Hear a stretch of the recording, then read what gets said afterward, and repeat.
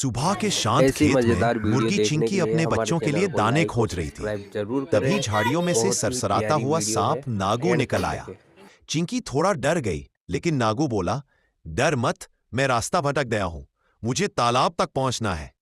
चिंकी ने हिम्मत जुटाई और बोली, चलो मैं रास्ता दिखा देती हूं। दोनों धीरे धीरे खेत पार करते हैं। रास्ते में बाज उन्हें देख लेता है, लेकिन चिंकी अपने पंख फैलाकर नागू को छिपा लेती है। दोनों सुरक्षित तालाब पहुंचते हैं। नागू मुस्कुराकर कहता है, कभी कभी डर के पीछे भी एक दोस्त छिपा होता है।